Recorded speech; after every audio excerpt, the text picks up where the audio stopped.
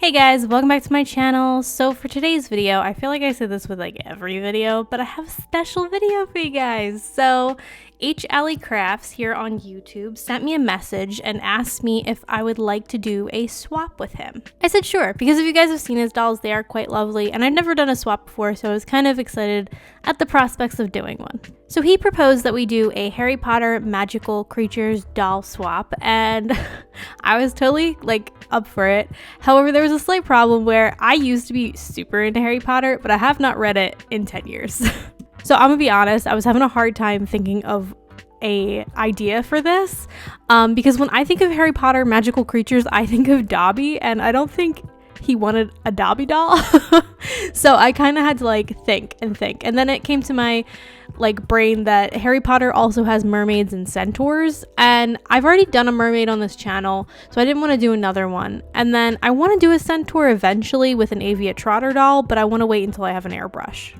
After thinking for a bit, it occurred to me that in the new Fantastic Beasts movies, I heard that Nagini is actually a woman who transforms into a snake.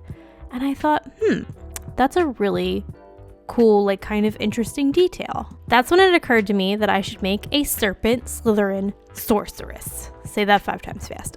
This doll is very inspired by Blue from Breath of Fire 2, which some of you guys may be like, Blue who? Blue's Clues? What are you talking about, lady? So I really love Super Nintendo role-playing games, and Breath of Fire 2 is one of my favorites, and Blue is a Serpent Sorceress lady. I decided that Frankie from the Great Scarier Reef line would be an excellent candidate for this project. If you guys don't know about the Great Scarier Reef line, they're pretty cool. Like, they're actually really cool. Like, look into them if you guys customize dolls. They have such cool tails. I of course start with all the boring basics of cutting the doll's hair off and then putting her in hot water so that I can pop her head off. And then scraping the inside of her head with a screwdriver, taking the gunk out of the neck hole, all the like glue gunk out of the neck hole with needle nose pliers, and then taking the paint off with acetone.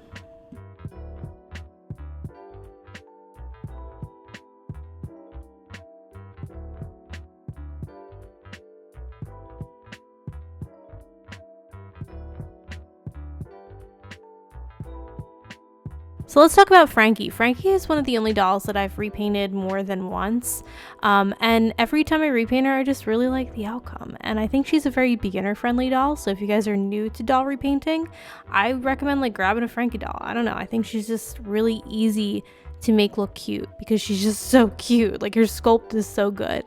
I painted her head silver with acrylic paint so that if there's any gaps in the reroute that I'm going to be giving her, it won't be obvious because they'll have that paint underneath. It basically just makes the hair look thicker.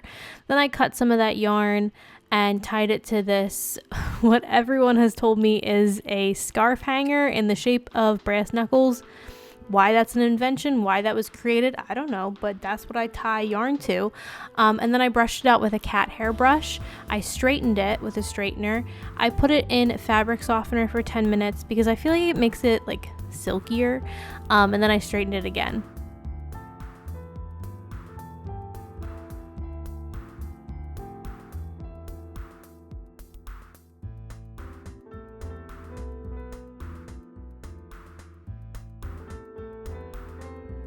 Once the hair is all nice and prepped, I just cut it off my scarf holder brass knuckles, and then I take a little bit with my reroute tool and plunge that into the head. Taking my good old thick as a hail Fabri-Tac glue, I squeeze that into the neck hole so that the hair is not going anywhere.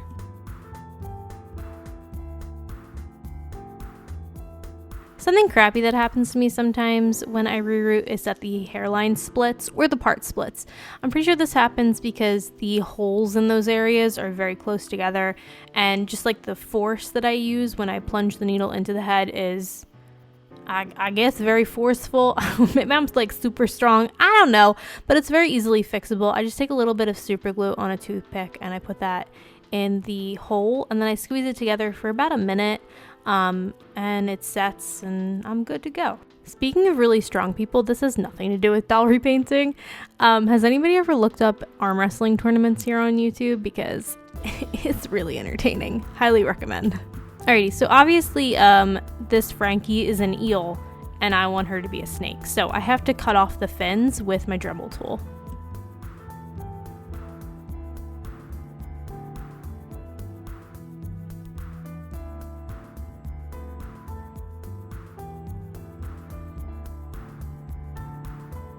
After her fins were cut off, which just sounds so sad and painful, I took some sandpaper and I sanded down the area that the fins were in so that there is more of just like it's smooth there and not all jagged and nasty.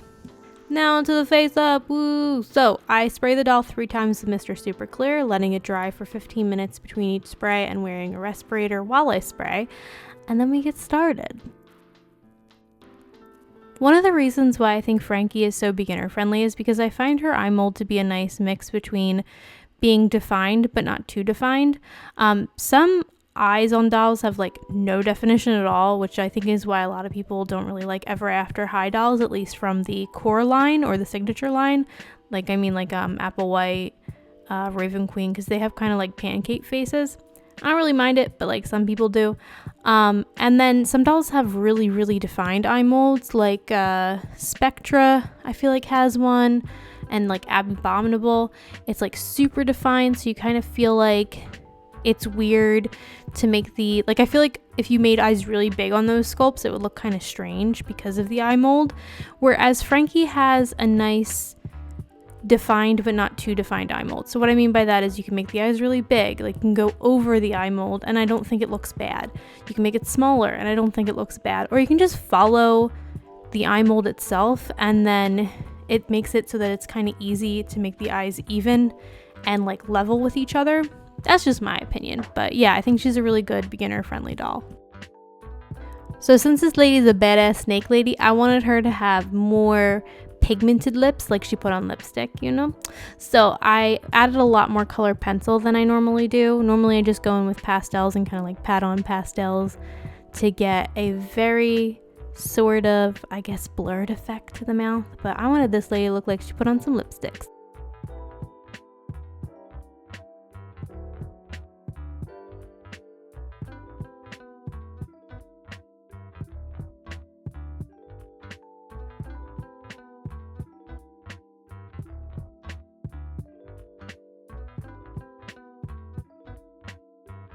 A really good tool to clean up pastels is a kneaded eraser. It's not as intense as like a white eraser, so it just kind of gradually picks up the pigment that you don't want there.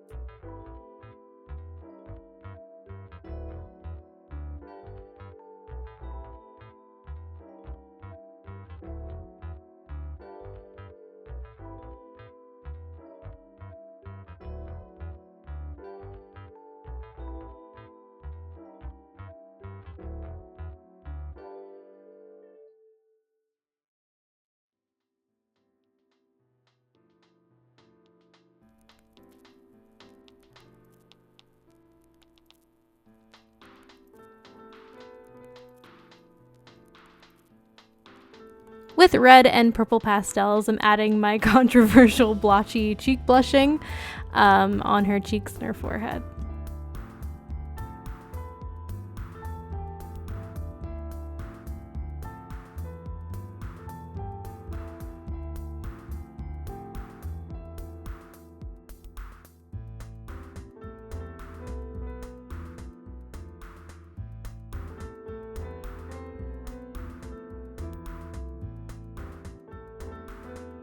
I'm adding a lot of blue tones around the face with pastels. This gets dulled down a lot with the MSC. Like, it looks really intense now, but it gets dulled down quite a bit. And I find that I really like to emphasize the colors in people's faces.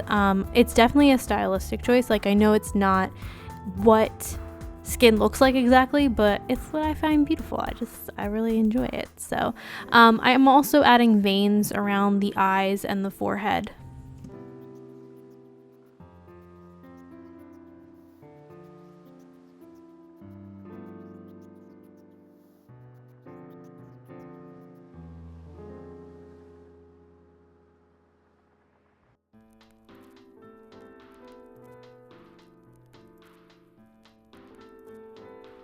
I splattered freckles onto her face with green and brown watercolor pencil that I wet.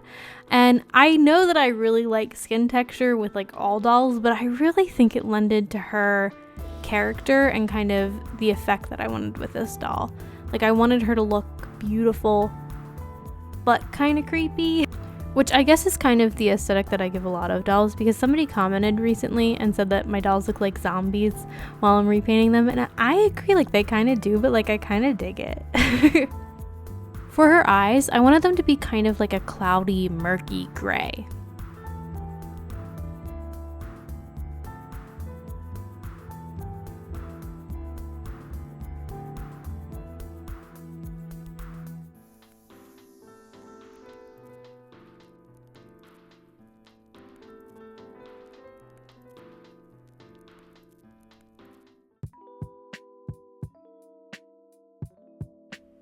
With white pastels, I add highlights to anywhere like on the face that would stand out. So like the brow bones or chin, or cheekbones, stuff like that. I gave her a beauty mark underneath her eye because I really want a beauty mark underneath my eye, and I'm just gonna live vicariously through my dolls, okay?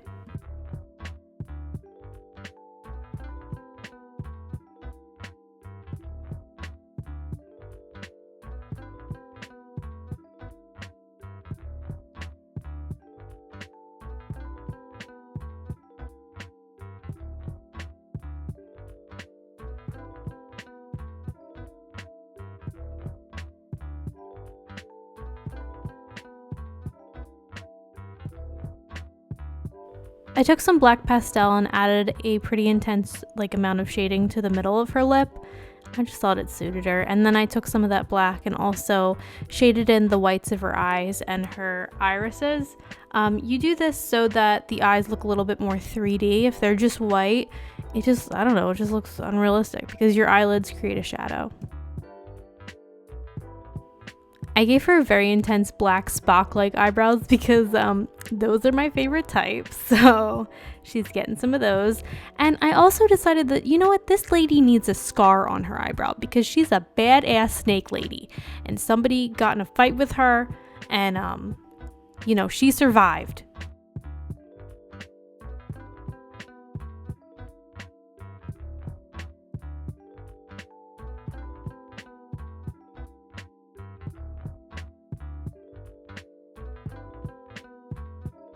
Even though she's a badass snake lady, everybody needs glitter, so she gets a ton of glitter all over her face.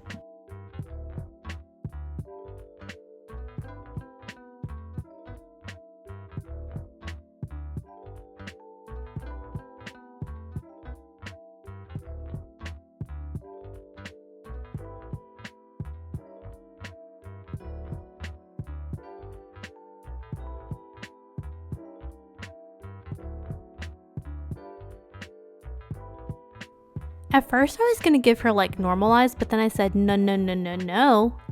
She's a badass snake lady. She needs snake eyes. So that's what I did.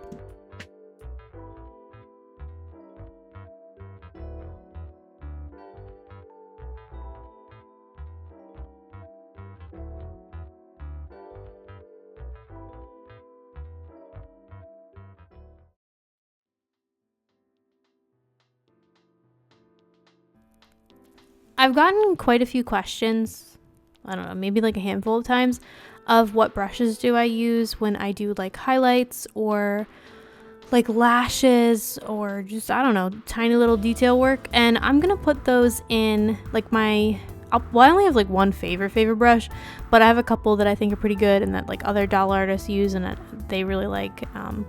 And yeah, I'll put those in the description box if you guys want to know what some of my favorite tiny brushes are.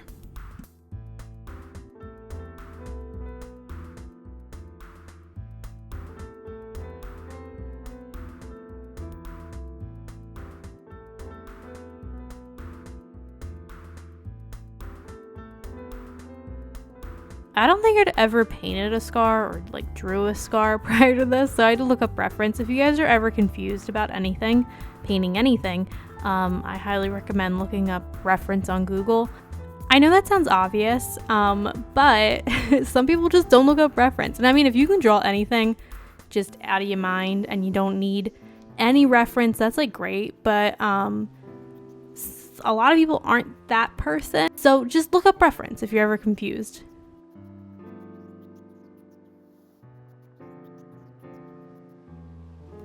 A tip that I would give for upper lashes is kind of make them all at an angle, and they kind of get like straighter as they go towards the middle of the eye. So like as you're towards, like, for example, I don't know, like the outer right portion of the eye, have them kind of going at an angle or like a swoosh kind of going up. And then as they go towards the middle of the eye, you can make them gradually going slightly more upwards. For the bottom lashes, I basically make like a triangular shape for every 2 lashes, so they just kind of meet each other. And then as it goes towards the inner part of the eye, the lashes get shorter. I added a highlight with metallic silver paint to her black snake eyes because it made them stand out more.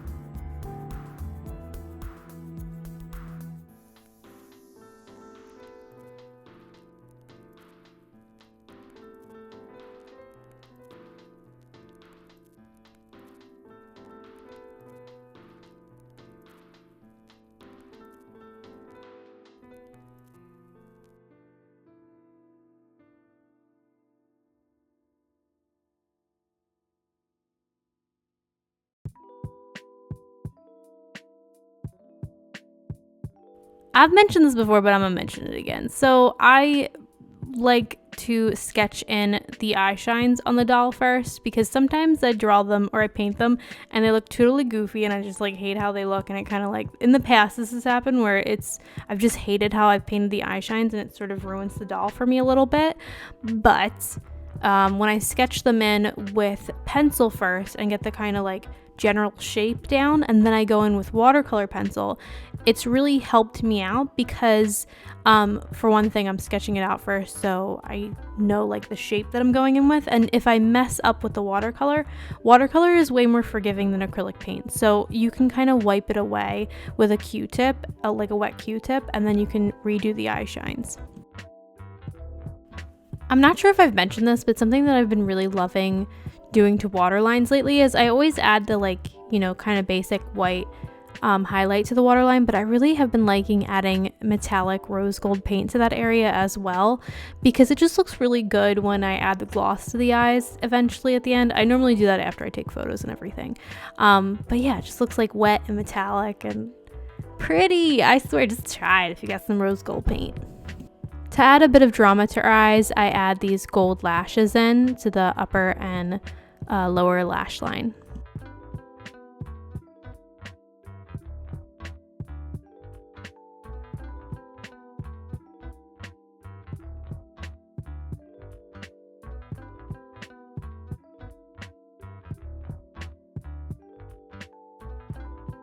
And with that, her face is done. Now we need to add some gloss. So I take my Vallejo gloss varnish and I add that to the lips.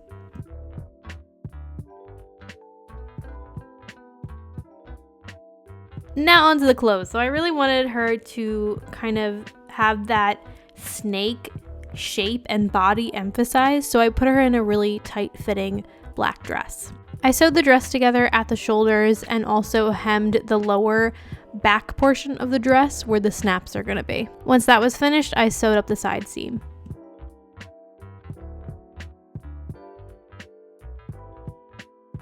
With my Fabri-Tac glue, I took a little bit of this like fishnet fabric and I glued that to where the cleavage is.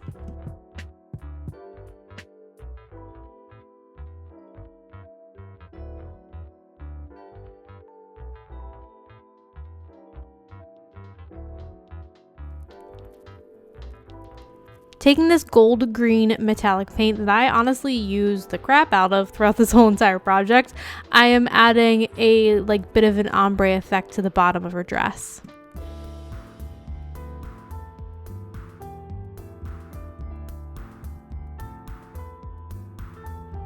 With hot glue and a couple gems, I decorated her dress a little bit.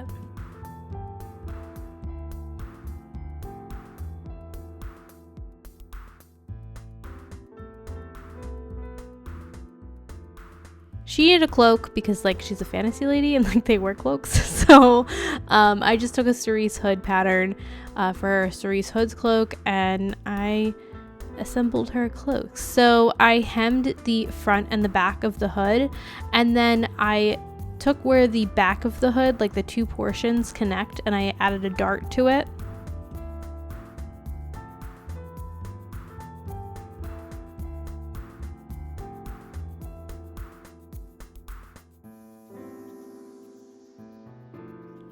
For the bottom of the cloak, I gather stitched the top and the bottom.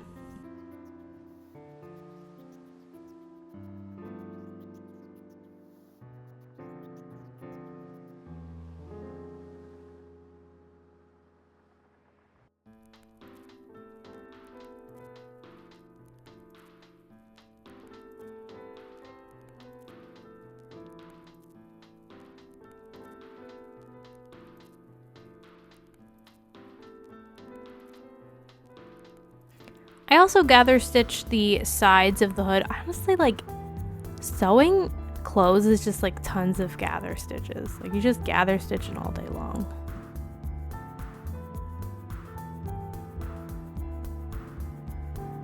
I wanted the inner portion of the cloak to have velvet, like velvet on the inside. So I took this bit of fabric and I sewed that just all around to the black part of the cloak.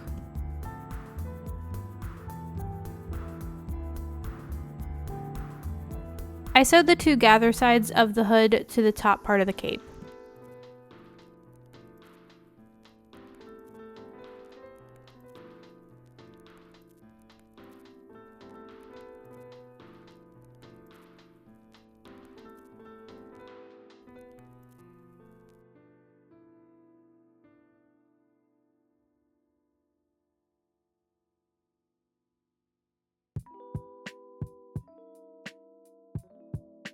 She needed a like drawstring or just a string or whatever to tie the cloak at the top, like around the neck. So I took some embroidery thread and I sewed that onto the top, like where the hood is of the cloak. And then I wanted it to just not just be a string, so I took some beads and I threaded them onto the embroidery thread, and I tied a knot at the bottom.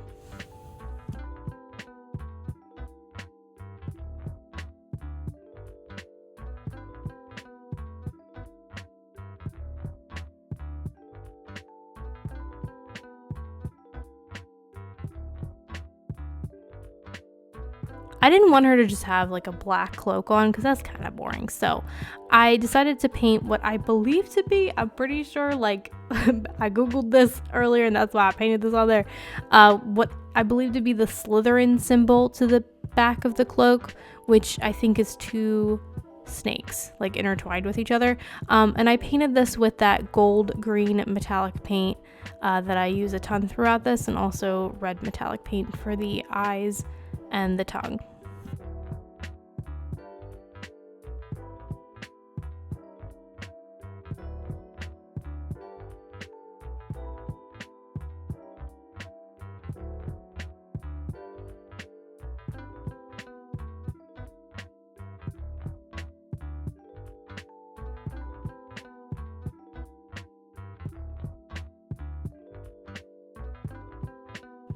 I decided that she needed some sort of like tiara or headband or whatever on her head, so I took these little gems that I found in a gold chain and I made her a little headband.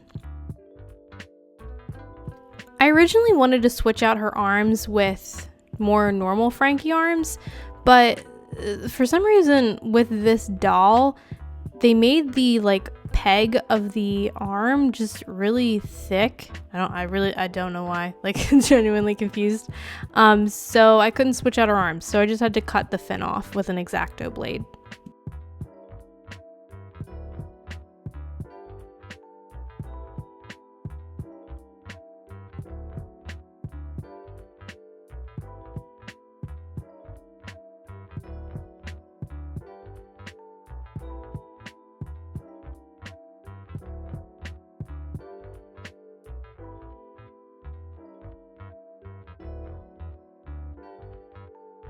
With wire, a bead, and snakes of epoxy sculpt, I made her a staff. I don't know if they have staffs in Harry Potter, but this lady has a staff because she just looked like a staff kind of girl.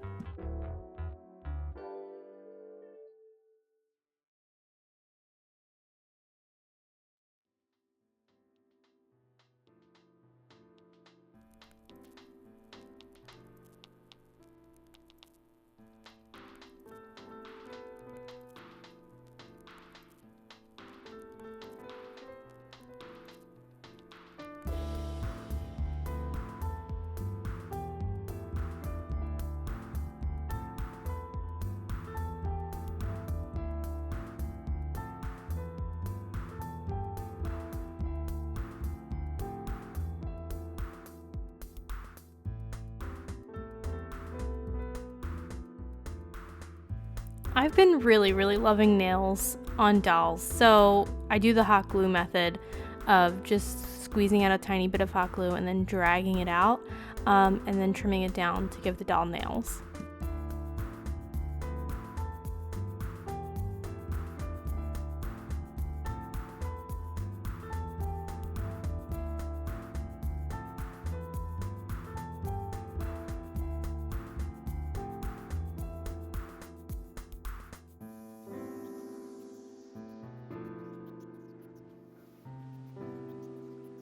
For some strange reason, the paint on her tail, the yellow paint, it just wouldn't come off with non-acetone nail polish remover, like normally everything does, that's on the body. So I had to paint over it with green acrylic paint.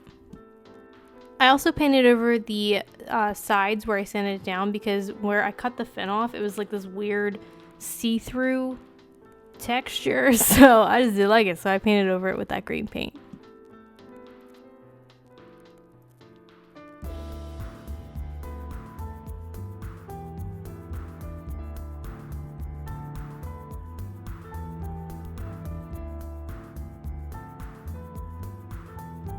I painted the tips of her fingers black because I wanted to give her a black gradient on her hands. In retrospect, I actually painted this doll before I painted my Gengar doll, and I could have just went in with pastels and it would have looked a bit better.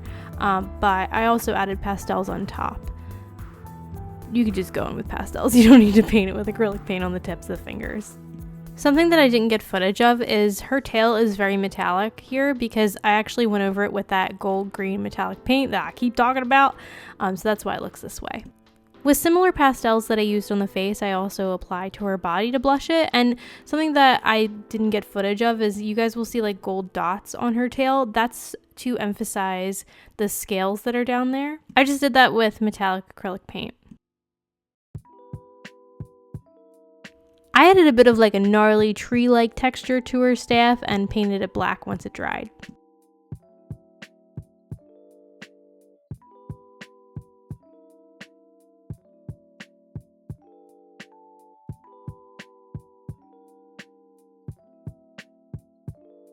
Once again, taking that green gold metallic paint, I'm putting that on top of the eel that she came with, because I thought it would be a cute belt for the snake as well. And then I dry brushed the staff with it.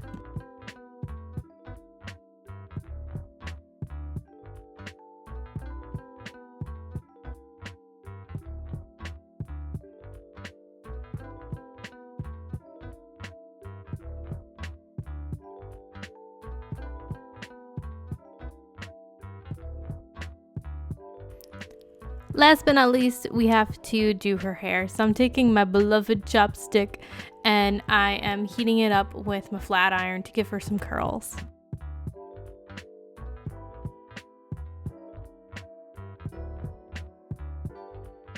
And with that, she's done. I really like how she turned out. I've never done like a fantasy doll before and I really enjoyed doing it. I want to do more. I hope that Halicrafts like her, from what he told me he likes her. And once his doll, the doll that he made for me, shows up, I'll definitely do an unboxing video and throw it up on here. But yeah, I will link him down below. Make sure that you check out his channel and his doll repaints. They're amazing. And yeah, if you guys have any thoughts about this, let me know what you think. Like this video if you like this video. Subscribe, makes me happy, and I hope you guys are having a beautiful day. Bye!